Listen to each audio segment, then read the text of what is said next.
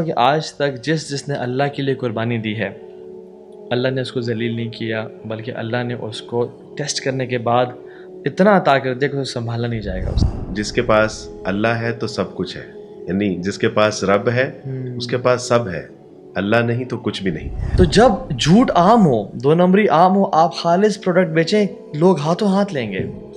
جب ظلم عام ہو، آپ حق بولنے والے میں لوگ آپ کو فالو کریں گے۔ بلکتے ہوئے مسلمانوں کے اوپر جو ہے وہ نہ کوئی آواز اٹھانے کے لیے تیار ہے، نہ احتجاج کرنے کے لیے تیار ہے، نہ تحریر کرنے کے لیے تیار ہے، نہ تقریر کرنے کے لیے تیار ہے۔ بحیثیت مجموعی امت کیوں بے بسی اور بے حسی کا شکار بنی ہوئی ہے؟ آخر کیا ہو گیا؟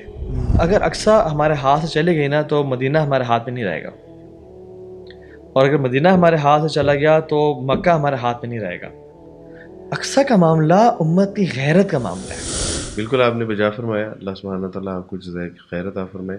اور یہ پرسنل ایکسپیرینس بھی ہے کہ اللہ کی راہ میں بہت کم یعنی قربان کیا، لیکن اللہ سبحانہ تعالیٰ نے اس سے کہیں زیادہ بڑا چڑھا کر عطا فرمایا، اور یہ میرے اللہ سبحانہ تعالیٰ کی جو ہے وہ سنت آپ ہے۔ ایون صحابہ کو دیکھ لیں، صحابہ نے اپنی فیملی چھوڑی، اللہ نے ان کو تفلحون تملکون العرب والعجم، عرب و عجم کا مالک بنا دیا۔ سلیمان علیہ السلام نے اپنے گھوڑے قربان کر دیے، اللہ نے ان کو ہواؤں پہ بھی راج دے دیا، اور سمندر پہ بھی اور جنات پہ بھی راج دے دیا۔ اللہ کے نبی صلی اللہ علیہ وسلم نے جو قربانی دی، اللہ نے کیا وَلَسَوْفَ يُعْطِيكَ رَبُّكَ فَتَرْضَىٰ، ہم آپ کو وہ دیں گے آپ راضی ہو جائیں گے۔ اور اللہ کے نبی کو الوسیلہ دیا، جو جنت کا نا سب سے اونچا درجہ ہے، اعلیٰ مقام وہ دیا۔ تو میں سمجھتا ہوں کہ آج تک جس نے اللہ کے لیے قربانی دی ہے، اللہ نے اس کو ذلیل نہیں کیا، بلکہ اللہ نے اس کو ٹیسٹ کرنے کے بعد اتنا عطا کر دیا کہ اسے سنبھالا نہیں جائے گا اس سے۔ تو آپ بائی پروفیشن آپ گولڈ اسمتھ، دبئی میں کام تھا، اور الحمدللہ بہت اچھی لائف گزار رہے تھے۔ اچھی لائف یعنی اس اعتبار سے تھی کہ مال کے اعتبار سے یا کچھ ایسا فائنینشیل کو پرابلمز نہیں تھی، لیکن ہم سمجھتے تھے کہ یہی شاید زندگی ہے۔ لیکن جب اللہ سبحانہ تعالیٰ کا تعارف ہوا، اس کا عرفان، اس کی معرفت اللہ سبحانہ تعالیٰ نے عطا فرمائی، رسول اللہ صلی اللہ علیہ وسلم کی سیرت طیبہ پڑھنے کا موقع ملا، اسلام قبول کیا۔ اسلام قبول کرنے کے بعد پتہ چلا، ایک بار میں نے اپنے استاد جی سے پوچھا کہ استاد جی دعا میں جب میں ہاتھ اٹھاؤں تو کیا مانگوں؟ تو فرمانے لگے کہ بیٹا اللہ سے اللہ ہی مانگ لینا۔ تو میں نے کہا کہ استاد جی اس سے کیا ہوگا؟ تو استاد جی فرمانے لگے کہ بیٹا جس کے پاس اللہ ہے تو سب کچھ ہے، یعنی جس کے پاس رب ہے اس کے پاس سب ہے، اللہ نہیں تو کچھ بھی نہیں۔ تو آپ نے بھی وہی فرمایا کہ سب کچھ تھا لیکن اللہ نہیں تھے۔ تو اب جب ہمارے پاس اللہ ہے تو سچی بات ہے کہ کوئی چیز جچتی ہی نہیں ہے، یعنی جس میں اللہ نہیں ہے، یا اللہ کا شکر نہیں ہے، یا اللہ سے ڈر نہیں ہے، یا اللہ سے ملنے کی امید نہیں ہے، سچی بات ہے کہ وہ جچتی نہیں ہے۔ تو گائز آپ کا سوال تھا کہ دینداری اختیار کرنے کی وجہ سے ہمارا فیوچر تو نہیں کہیں خطرے میں پڑ جائے گا؟ تو طٰہٰ آپ کے سامنے بیٹھے ہوئے اور انہوں نے بتایا ہے کہ زندگی میں سب کچھ تھا، اگر نہیں تھا تو اللہ نہیں تھا۔ آج شاید اس سے نعمتیں نسبتاً کم ہوں گی، لیکن سکون ہے، راحت ہے، اطمینان ہے۔ تو الحمدللہ اللہ تعالیٰ آپ کو جزائے خیر عطا فرمائے۔ طٰہٰ بھائی، ہماری پاکستان کی جو سیاسی صورتحال ہے، الحمدللہ آپ لوگ بہت احتیاط سے بات کرتے ہیں، بلکہ سیاست پہ تو بات کرنی بھی نہیں چاہیے، یہ میں سمجھتا ہوں کہ یہ ہماری وہ ڈومین ہی نہیں ہے، لیکن اس کے باوجود ہماری سیاست، ہماری ریاست اور دیگر معاملات کو پیش نظر رکھتے ہوئے ظاہر ہے کہ وہ ریاست اگر اسٹیبل نہیں ہوتی تو کاروباری حالات بھی دیگر گوں ہوتے ہیں۔ اس کی وجہ سے ہر بندہ اپنے آپ کو انسیکیور فیل کر رہا ہے پاکستان میں۔ اور ایک کلاس میں ٹیچر نے مجھے بتایا کہ کلاس میں 90 لوگ تھے، اور جب میں نے ان سے پوچھا کہ کون کون پاکستان میں رہ کے کام یا جاب کرنا چاہے گا یا کاروبار کرنا چاہے گا، تو ان میں سے 85 افراد جو تھے انہوں نے ہاتھ نہیں اٹھایا، صرف 5 لوگوں نے ہاتھ اٹھایا کہ ہم پاکستان میں رہنا چاہیں گے۔ اس کا مطلب ہے کہ 85 لوگ جو تھے وہ یہ ذہن میں طے کر کے بیٹھے ہوئے ہیں کہ ہم نے پاکستان میں نہیں رہنا، باہر آئیں، کیونکہ ہمارا یہاں پہ فیوچر سیکیور نہیں ہے۔ کیا یوتھ کو اس کے حوالے سے آپ گائیڈ کرتے ہیں؟ دیکھیں عبدالوارث بھائی، جب بھی کسی ملک میں پرابلمز ہوتی ہیں نا، پاکستان میں یس پرابلمز ہیں، دہشت گردی ہے، بجلی کا بحران ہے، گیس کا بحران ہے، ان امپلائمنٹ ہے، ظلم اور زیادتی ہے، تو یاد رکھیں ہر جو مصیبت ہے نا وہ اپنے ساتھ ایک اپرچونٹیز کا سمندر لے کے آتی ہے۔ میں آپ کو مثال دے کے سمجھاتا ہوں۔ عام طور پہ گھر والوں کے لیے مشکل تھا کہ چوک پہ جا کے وہ ٹیکسی ڈھونڈنا، تو یہ پرابلم تھی. تو اوبر اور کریم ایجاد ہوئی، سلوشن ہوا. اور انہوں نے سولوشن. میرے ماموں ان لا ہیں، پاکستان میں بجلی کا بحران تھا، ہمارے لیے پرابلم تھا، بٹ ان کے لیے پرابلم نہیں تھا، ان کے لیے اپرچونیٹی تھی.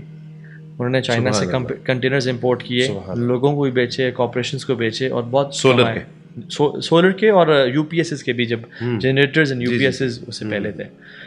اسی طرح سے ایک ہمیں مسئلہ ہے کہ یار بجلی کا کام کروانا ہے، پلمبر کا کام ہے، ایکس وائی زی کام ہے.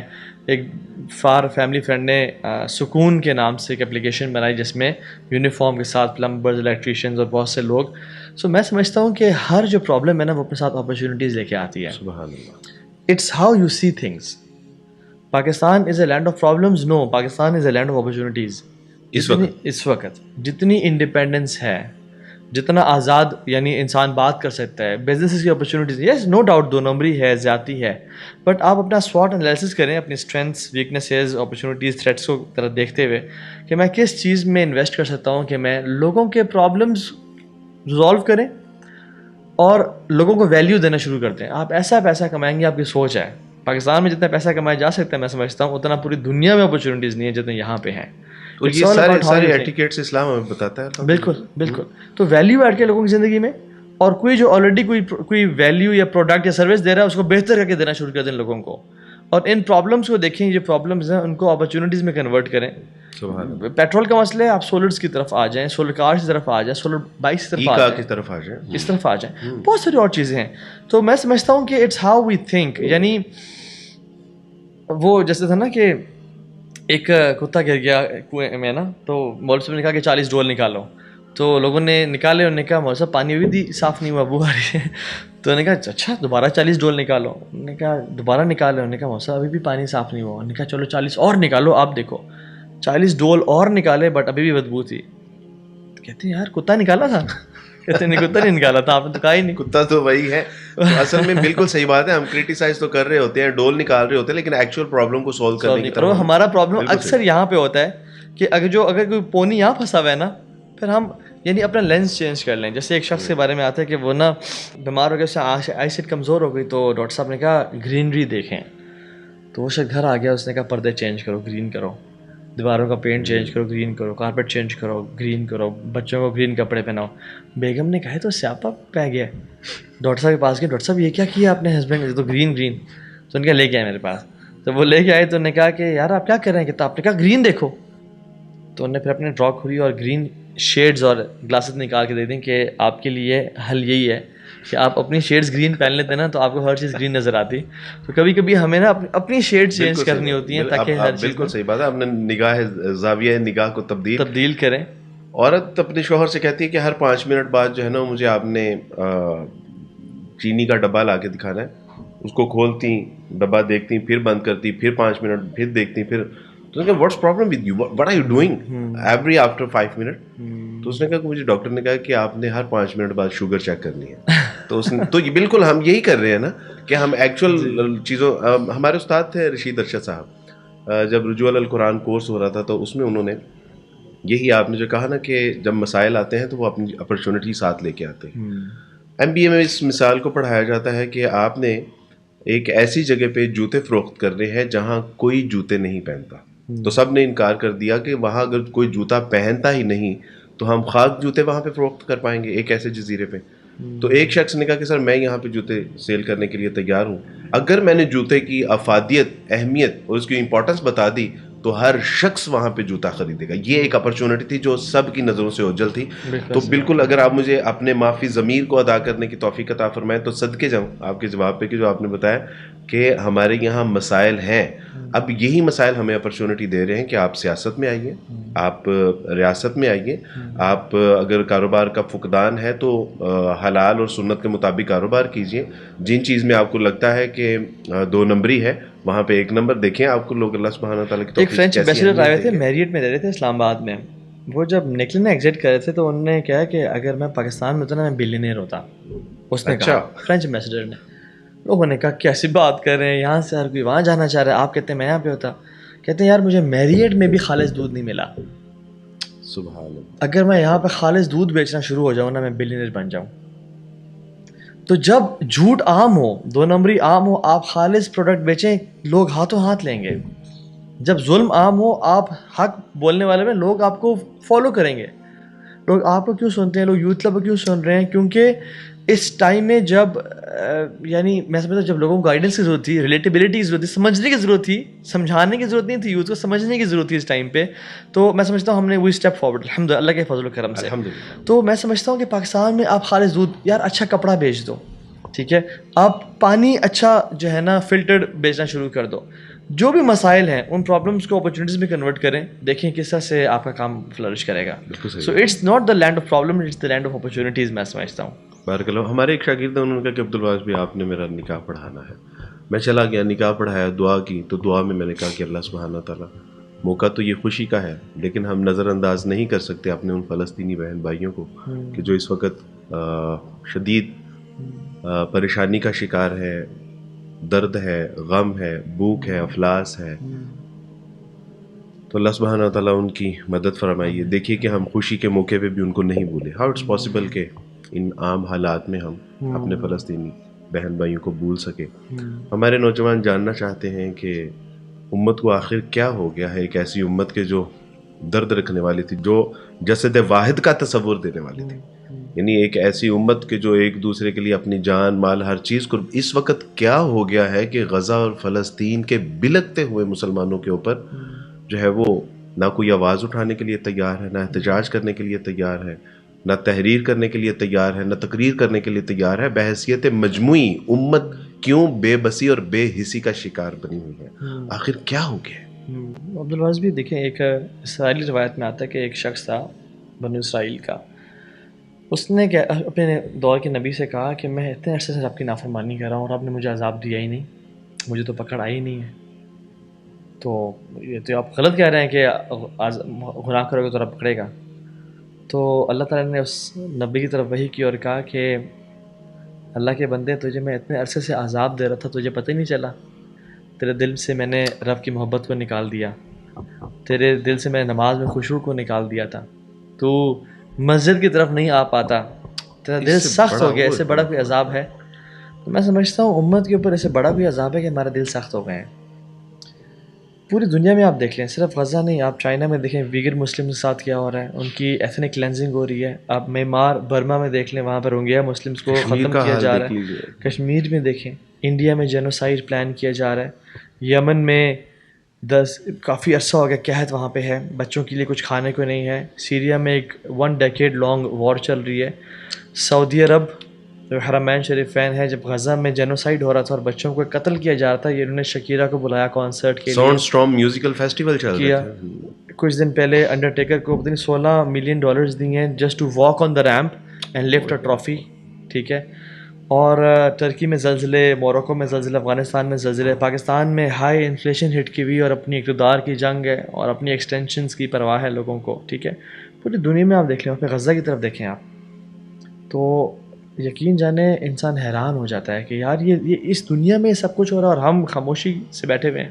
اور فلسطین میں بیت المقدس میں لوگوں کو نماز سے روکا جا رہا ہے اور عبادت سے روکا جا رہا ہے. نہیں ابھی تو دیکھیں تو اس سے بہت آگے بات بہت آگے چلے گئے, بہت آگے چلے گئی. تو میں سمجھتا ہوں کہ یہ عذاب ہے, یعنی جس طرح عذاب بھی ہے اور یہ امت پہ عذاب ہے. وہ تو کامیاب ہے, وہ تو کامیاب ہیں. جنت کو جانے والا جو راستہ غزہ سے جاتا ہے وہ اس وقت شدید ترین مصروف ہے. بالکل ایسی بات ہے. وہ تو اللہ نے ان کو ٹیسٹ کیا, وہ کامیاب ہو رہے ہیں. کہتے ہیں کہ فَأَمَّا الْجِهَادُ نَصْرٌ أَوْ اسْتِشْهَادٌ, یا جہاد کریں گے نصر ملے گی یا شہادت ملے گی, ہم تو کامیاب ہیں. یہ ہمارے پہ ذلت ہے میں سمجھتا ہوں. اور آپ دیکھیں کہ قومیں OIC الائنس سے نہیں بنتی ہیں. قومیں کول ریزروز اور پیٹرول ریزروز اور اٹامک ویپنز اور largest military standing force in Egypt and Pakistan نہیں بنتی. یہ غیرت سے بنتی ہے, غیرت سے. لیکن نا ہم ایک پانی کی بوٹل غزہ نہیں پہنچا پا رہے, ایک کمبل, وہاں پہ سردیاں آ رہی ہیں اور بارشیں ہو رہی ہیں, نہیں پہنچا پا رہے. انستھیزیا کا انجیکشن نہیں پہنچا پا رہے. یار ہمارے بچوں نے تاریخ زندہ رقم کر دی کہ انہوں نے کہا کہ میں تلاوت کرتا ہوں, آپ بغیر جو ہے انستھیزیا کے میرا آپریشن کیجیے. یعنی کس کرب میں ہوں گے یار. تو میں سمجھتا ہوں کہ ذلت ہے, رسوائی ہے ہم سب کے اوپر. وہ دیکھیں نا, وہ 313 تھے, ان میں غیرت تھی, وہ کامیاب ہو گئے. اور ہم 57 اسلامی ممالک ہیں, ہم میں غیرت نہیں ہے تو ہم ذلیل ہو رہے ہیں. اس کا ایک اور ریزن ہے عبدالوارث بھائی, وہ جو احادیث بڑی فیمس ہیں اور آج سمجھ آتی ہے, الوہن, الوہن حب دنیا و والوہن یا کراہیت رسول اللہ الموت. صلی اللہ علیہ بالکل. وسلم. تو دنیا سے محبت ہے اور موت سے نفرت ہے, اور دین کا نہ ہونا اور دل میں سخت ہونا. تو اللہ معاف کرے, میں تو سمجھتا ہوں کہ جب انہوں نے اگر ہمارا گریبان پکڑ لیا نا تو ہم میں سے کوئی بھی نہیں بچے گا. میں سمجھتا ہوں کہ انہوں نے نہ صرف امت مسلمہ کو ننگا کر دیا ہے, یہ شہداء نے بتایا ہے کہ یہ جو بڑی بڑی کانفرنسز کرنے والے یا OIC کا دعویٰ کرنے والے, اور آپ کو یعنی اچھی طرح سے پتہ ہوگا کہ OIC کے جو بنیادی مقاصد تھے وہ یہ تھے کہ یروشلم کی حفاظت کی جائے گی, فلسطین کا جو ہے وہ دفاع کیا جائے گا, مسلمانوں کا دفاع کیا جائے گا, اور اس کا جو ہیڈ کوارٹر تھا وہ یروشلم تھا. اور ایک بار وہاں پہ کوئی اجلاس نہیں ہوا, ایک بار جو ہے وہ جا کے انہوں نے وہاں ان کو, تو دیکھیں کہ سارا کچھ ہو رہا ہے, ایسا ہی ہوئی, انہوں نے ہاتھ جاڑے اور سارے. بلکہ انفیکٹ اس کا اپوزٹ ہوا, اس کا اپوزٹ یہ ہوا کہ کانسرٹس فیسٹیولز پاکستان میں بھی, اور دوسری بات ہے جب ٹرمپ کے دور میں جیروسلم کو اسرائیل کیپٹل ڈکلیئر کر دیا ٹرمپ نے, ہمیں سے کسی نے چون بھی نہیں کی, ایک بیان دے دیا ٹرکی نے کہ ہم مذمت کرتے ہیں, بس اس کے علاوہ کچھ بھی نہیں. حالانکہ وہ ہمارے علاقے ہیں, ابو عبیدہ بن جراح نے اس کو فتح کیا تھا, فاتح القدس ہیں وہ, سب سے پہلے ابراہیم بنانے والے ہیں اس کو, آدم بنانے والے ہیں اس کو, انبیاء نے وہاں قیام کیا. اور خیر اس کی تو بہت ساری ڈیٹیلز ہیں, لیکن میں سمجھتا ہوں کہ اس کی جو مین ریزن ہے نا وہ ایمان کی کمزوری کے ساتھ ساتھ بےغیرتی کا ہونا دل میں, اور موت سے نفرت کا ہونا. کیا فائدہ اس, دیکھیں اگر اقصیٰ ہمارے ہاتھ سے چلے گئی نا تو مدینہ ہمارے ہاتھ میں نہیں رہے گا, اور اگر مدینہ ہمارے ہاتھ سے چلا گیا تو مکہ ہمارے ہاتھ میں نہیں رہے گا. اقصیٰ کا معاملہ امت کی غیرت کا معاملہ ہے. بالکل صحیح بات, غیرت کا ایمان کا معاملہ بھی ہے بھائی. اللہ کے رسول صلی اللہ علیہ وسلم کو کیا کہا گیا, یعنی یہ آپ علیہ السلام کہ جب آپ کا سفر شروع ہوتا ہے, سبحان الذی اسری بعبدہ لیلا من المسجد الحرام الی المسجد الاقصی, آپ دیکھیں اس سے ہمارا ایک, یعنی لوگ کہتے ہیں this is not our problem, this is not our issue, یہ ہمارے ایمان کا حصہ ہے بھائی. ہمارے یہ صرف عرب ایشو بھی نہیں ہے, جی بالکل, یہ عرب ایشو بھی نہیں ہے, یہ تو امت کا ایشو ہے. اور اچھا میں ایک بات بتاؤں آپ کو, تھوڑا سا پیسمسٹک اپروچ نہیں رکھتے ہوئے, وہ یہ کہ مجھے عوام نے خوش کیا اور لیڈرز نے ڈس اپوائنٹ کیا ہے. میں لیڈر سے زیادہ ایکسپیکٹ کر رہا تھا جو انہوں نے کچھ پرفارم نہیں کیا, اور عوام سے میں کم ایکسپیکٹ کرتا ہوں, انہوں نے بہت آگے آ کے بائیکاٹس کیے ہیں, پروٹیسٹ میں شامل ہو رہے ہیں, آواز اٹھا رہے ہیں. ایون لیبیا اور جارڈن کے لوگ بھی باؤنڈریز پہ آ گئے, بارڈرز پہ آ گئے کہ ہمیں جانے دو اندر. جی الحمدللہ, انہوں نے روکا. لیکن بحیثیت مجموعی جو ایک امت کو کردار ادا کرنا تھا اس میں دیکھیں اس کا کوئی یہ افیکٹو تو نہیں ہوا. ہاں ہم حشر والے دن یہ کہہ سکیں کہ اللہ سبحانہ تعالیٰ اپنی بساط کے مطابق ہم نے کوشش کی تھی. فریکوینٹلی ویڈیوز وغیرہ اپلوڈ ہو رہی تھی, چینل اڑا کے رکھ دیا انہوں نے میرا. اور میں سمجھتا ہوں کہ یہ نہ صرف انہوں نے مسلمان حکمرانوں کو شہداء نے ننگا کیا ہے, بلکہ یورپ کا چہرہ بھی انہوں نے واضح کیا کہ جو ہیومینٹی کا نعرہ بلند کرتے ہیں, دیکھیں انسانیت کی کس طرح تذلیل ہو رہی ہے. یونیسیف جو بچوں کے حقوق کی بات کرتا ہے, دیکھیں بچوں کو کس طرح جو ہے وہ گاجر اور مولی کی طرح کاٹا جا رہا ہے. UNO جو ممالک کے حقوق کے تحفظ کی بات کرتا ہے, کہاں ہے اب یہ UNO. انٹرنیشنل ہیومن رائٹس کی وائلیشن ہو رہی ہے. میں سمجھتا ہوں یہ سرکس کے ادارے ان کو ننگا کر کے رکھ دیا انہوں نے. اور جو یورپ کہتا ہے کہ ہم یقین رکھتے ہیں فریڈم آف سپیچ کے اندر, آج دیکھیں کہ ہم حق کی بات کرنا چاہتے ہیں, مظلوم کی بات کرنا چاہتے ہیں, ظالم کو واضح کرنا چاہتے ہیں, چینل اڑا دیے. Where is your humanity, where is your morality, کہاں ہے تمہارا وہ جو اسٹینڈرڈ ہے جس کو تم فریڈم آف سپیچ کی بات کرتے ہو. تو میں سمجھتا ہوں کہ شہداء نے ننگا تو کیا ہے. بالکل ایسی بات ہے. عربی میں کہتے ہیں جو فتنہ کا ورڈ ہے نا عبدالوارث بھائی, وہ in end of itself evil word نہیں ہے. فتنہ از ناٹ ایول, فتنہ از اے ٹیسٹ. کچھ لوگ اس میں بہت بلند و بالا مقام پاتے ہیں اور کچھ لوگ اس میں ذلیل کر دیتے ہیں. تو عرب کہتے تھے فتن تو ذہب, ہم سونے کو نا فتنے میں ڈال رہے ہیں اس میں سے صاف کرنے کے لیے, امپیورٹیز کرنے کے. تو کسی بھی قوم کو جب فتنے میں ڈالا جاتا ہے نا, وہاں سے سونا بھی نکل سکتا ہے اور گندگی بھی نکلتی ہے. تو میں سمجھتا ہوں کہ اس دنیا میں نا gold is found in Gaza, سونا وہاں پہ برآمد ہوا ہے, پوری دنیا نے دیکھا ہے. کفار دیکھ رہے ہیں یار یہ بچہ اٹھایا ہوا ہے معصوم سا. لوگ اس مسلمان ہوئے ہیں ان کے استقامت کو, ایمان اور ان کے صبر کو دیکھ کے ماشاءاللہ کہ یار وہ بچہ اٹھا رہا ہے, کہہ رہا ہے الحمدللہ الحمدللہ all praise due to اللہ. کہتے ہیں کون لوگ ہیں, کون سا ایمان ہے ان کا کہ اس حالت میں بھی وہ رب کا شکر ادا کر رہے ہیں, تو وہ مسلمان ہو رہے ہیں. بارک اللہ فیکم. آپ نے پروگرام پہ جانا ہے, بہت سارے سوال ہیں, بہت دل تھا آپ سے مزید بات کرنے کا, اسی پہ اکتفا کرتے ہیں. بس ایک بات, ابھی وہ نیو مسلم کی بات ہوئی کہ کتنے لوگ ہیں جو مسلمان ہو رہے ہیں, تو ایک بچی نے مجھے کچھ سوالات کیے, سوالات کے بعد میں نے اس کے جوابات دیے. شی واز کرسچن, تو میں نے اس سے کہا کہ کیسے, یعنی بعد میں اس نے اسلام بھی قبول کر لیا, ڈاکٹر تھی, تو میں نے اس سے پوچھا کہ آپ کیسے اسلام کی طرف ماشاء اللہ کیسے مائل ہوئی. تو انہوں نے کہا کہ میں یوتھ کلب کے پروگرامز دیکھتی تھی اور طہا بھائی اور دیگر کو میں سنتی تھی, تو باتیں تو اچھی تھی لیکن پھر بھی کچھ شکوک و شبہات تھے. ظاہر ہے بورن کرسچن, تو اس کے لیے پھر میں نے آپ کی طرف اللہ نے توجہ دلا دیا. تو سوال تو میں سمجھتا ہوں کہ یہ جو نیو مسلم یوتھ کلب کو آپ لوگوں کو دیکھ کے یا ہم کسی میں مدد کر پا رہے ہیں, تو جو لوگ اسلام قبول کر رہے ہیں الحمدللہ 6-7 ہزار تو الحمدللہ ابھی تک ہم مسلمان کر چکے ہیں. ان نیو مسلم کے لیے آپ کا کوئی ایک پیغام؟ میں سمجھتا ہوں کہ اس سے بڑی کوئی بھی نعمت نہیں ہے اسلام سے بڑی. الحمدللہ الذی ہدانا لہذا وما کنا لنہتدی لولا. ہم لوگ, میں سمجھتا ہوں کہ اللہ نے ہمیں بلیس کیا کہ ہم تو گھروں میں پیدا ہوئے, لیکن آپ کو اور زیادہ بلیس کیا ہے کہ آپ کسی اور گھر میں پیدا ہوئے اور آپ نے بائی چوائس اسلام قبول کیا ہے. آپ ہم سے ہزاروں درجے بہتر ہیں. اور یاد رکھیں ایک بزنس کا اصول ہے, ہائر دا رزق in any investment greater the return of the profit. جب رزق زیادہ ہو تو پروفٹ زیادہ ہوتا ہے. اسلام کا بھی اصول ہے, جب مشکلات زیادہ ہوں تو اس کا اجر بھی زیادہ ہوتا ہے.